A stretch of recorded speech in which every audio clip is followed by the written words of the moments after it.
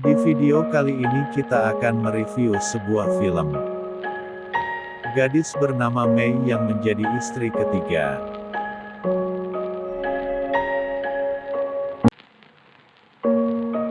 Ini menceritakan tentang kehidupan gadis pada zaman dahulu kala.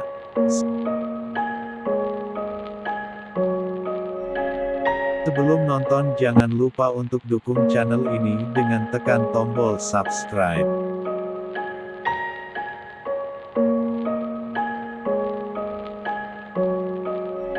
Di awal film terlihat gadis bernama Mei, dia akan dinikahkan dengan saudagar kaya pada zamannya. Tetapi sudah punya 2 istri dan 4 cucu. Mei akan menjadi istri ketiga. Hampir seumuran dengan cucu kedua. Cucu laki-laki dari nyonya pertama. Dan 3 cucu perempuan dari istri kedua. Ritual malam pertama pun dimulai. Mei masih berusia remaja. Dinikahi seorang pria yang sudah cukup tua. Ritual pecah telur, menandakan seorang gadis yang masih perawan. Suaminya pun melakukan ritual ini. Seorang gadis yang masih perawan harus berdarah pada malam pertama.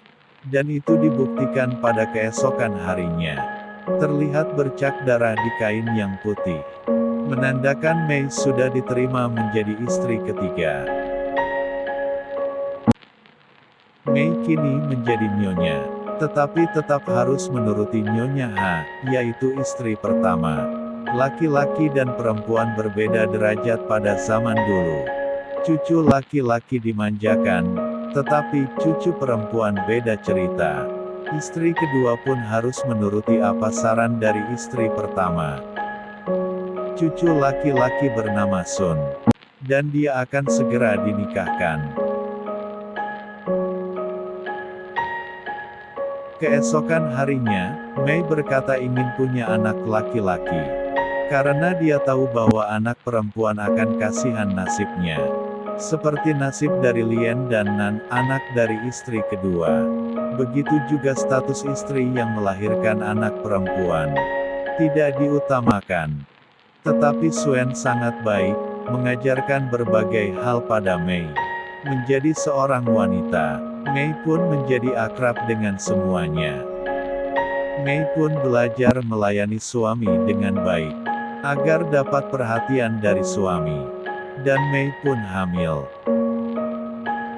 Keesokan harinya Lien menstruasi untuk pertama kali.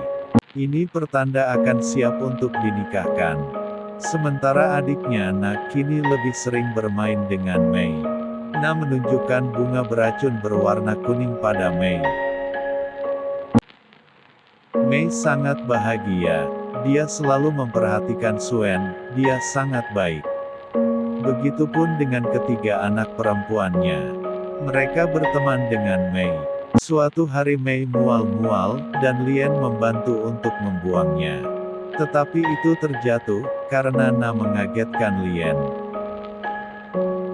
Nyonya Ha, istri pertama melihatnya. Kini Nyonya Ha merasa takut akan tergantikan posisinya oleh Mei, suami dan ayahnya kini menyukai Mei. Mei pun sedang hamil. Dia takut Mei melahirkan anak laki-laki. Ketika ada kesempatan, Nyonya Ha berusaha untuk menunjukkan bagaimana posisi Mei di rumah ini. Malam harinya, Na mengatakan pada Lien kakaknya bahwa dia ingin menjadi seorang laki-laki, agar mempunyai banyak istri. Malam itu giliran Suen, karena Mei sedang hamil. Dan Nyonya Ha sedang haid. Suami mengambil giliran Suen. Dia harus melayani suaminya. Setelah suami selesai, kembali ke kamar dan tidur bersama Mei. Mei tahu kemana suaminya pergi saat itu. Tetapi Mei tidak bisa apa-apa. Dia pergi untuk ke toilet. Lalu melihat Nyonya Suen pergi ke suatu tempat. Karena penasaran, Mei mengikuti secara diam-diam. Dalam hati Mei berucap, kemanakah sepagi ini? Nyonya Suen akan pergi. Dan di sana dia melihat sesuatu yang sangat tidak wajar. Mei menemukan Suen sedang bercocok tanam dengan seorang pria. Tetapi dia yakin bukan suaminya. Karena suami sedang tidur di kamar. Ternyata itu adalah Sun, anak laki-laki dari suaminya. Mereka berselingkuh. Mei terheran. Anak laki-laki dan istri kedua berselingkuh. Kini semua tergambar jelas dalam ingatan Mei. Apa yang dia lihat tentang Suen dan Sun selalu tergambar dalam pikiran remaja ini. Mei selalu ingin merasakan apa yang dirasakan Suen, yang dia tidak dapatkan dalam suaminya. Pada zaman itu, tidak semua orang bisa melakukan hal yang diinginkan. Laki-laki dan perempuan berbeda derajat. Anak perempuan akan dinikahkan oleh keluarga, dan yang melanggar akan dihukum cambuk. Siang itu, Mei diminta untuk menyiapkan makanan, dan mengantarkannya ke kamar Nyonya Ha. Tetapi di sana dia juga melihat suaminya. Mereka sedang bermesraan. Mei pun tersipu malu dan pergi dari sana. Ketiga istri berkumpul. Tetapi yang dominan adalah Nyonya Ha. Mei takut pada Nyonya Ha. Dia selalu menuruti apa yang dikatakan oleh Nyonya Ha.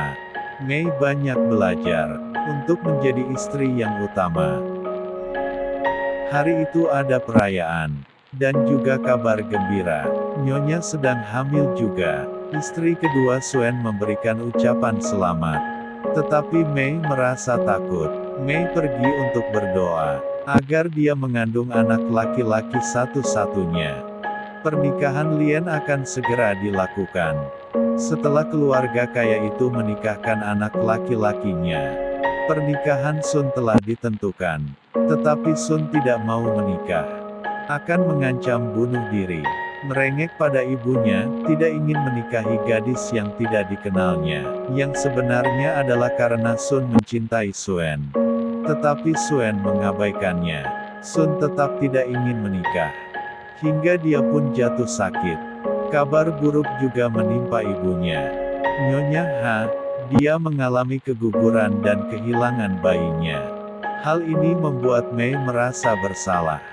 Karena dia meminta dan berdoa pada dewa, agar anak laki-laki hanya akan dikandungnya. Nyonya Ha pun kehilangan bayinya. Namun Suen mengatakan bahwa ini bukan yang pertama kalinya menimpa Nyonya Ha. Suen pun juga pernah berdoa agar dikaruniai anak laki-laki.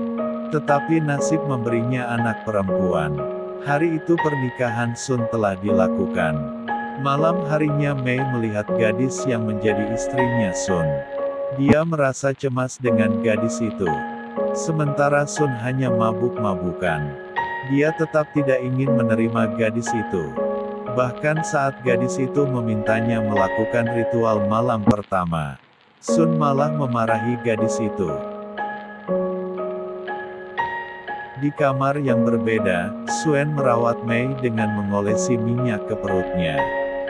Entah apa yang dipikirkan Mei. Mei berkata bahwa dia mencintai Suen. Mei sudah hilang akal. Mei ditolak mentah-mentah oleh Suen. Keesokan harinya, istri Sun dikembalikan pada keluarganya.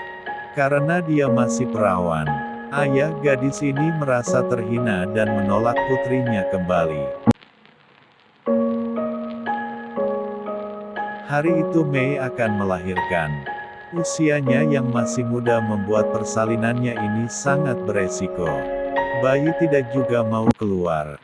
Mei sudah pingsan dan kehabisan tenaga. Dalam situasi yang tegang Nyonya Ha mencoba membantu persalinan. Mei berada di persimpangan. Nyawanya dipertaruhkan. Akhirnya bayi itu selamat. Mei pun sadar. Mei terkejut karena anaknya perempuan. Di saat yang sama, hal yang ditakutkan pun terjadi. Gadis yang menjadi istrinya Sun mengakhiri hidupnya. Nasib perempuan pada zaman itu sangatlah miris. Dinikahi tetapi harus siap dimadu. Bila dinikahi dan tidak disentuh oleh suami akan bernasib buruk. Perempuan dan laki-laki berbeda derajat. Sebagai perempuan hanya menuruti apa kata laki-laki. Anak perempuan yang mengalami menstruasi pertama akan siap untuk dinikahkan. Bukan usia ideal untuk menikah, tetapi untuk bermain. Kehamilan di usia muda sangatlah beresiko. Bisa mengancam nyawa ibu muda. Film ini berpesan tentang kecemasan dan keputusasaan seorang perempuan pada zaman dahulu. Bagaimana usia muda perempuan sudah dinikahkan dan memiliki anak. Anak perempuan dianggap kasihan pada zaman itu. Dan film pun tamat.